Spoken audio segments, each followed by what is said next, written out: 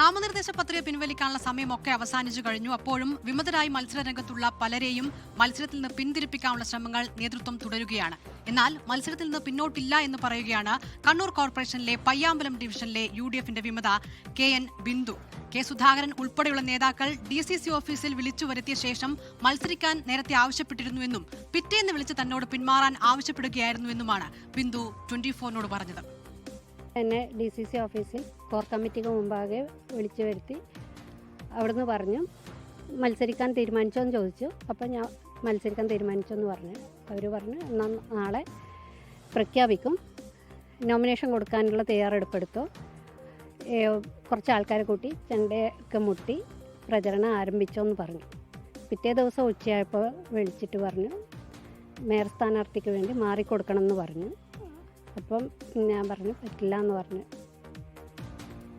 പക്ഷേ കണ്ണൂർ ജില്ലയിലെ ചിറക്കൽ പഞ്ചായത്തിൽ UDFന് ഒരു വിമത ഭീഷണി ഒഴിഞ്ഞിട്ടുണ്ട്. ഇന്നൊരു വിമതൻ മത്സരത്തിൽ നിന്ന് പിൻവാങ്ങി. അജയ്കുമാർ കെയാണ് പിൻവാങ്ങിയതായി അറിയിച്ചത്. പത്രിക പിൻവലിക്കാൻ സമയത്ത് എത്താൻ കഴിഞ്ഞില്ല എന്നാണ് അദ്ദേഹത്തിന്റെ ഇപ്പോഴത്തെ വിശദീകരണം. UDF സ്ഥാനാർത്ഥിക്ക് വേണ്ടി പ്രവർത്തിക്കും എന്നും അജയ്കുമാർ പറയുന്നു.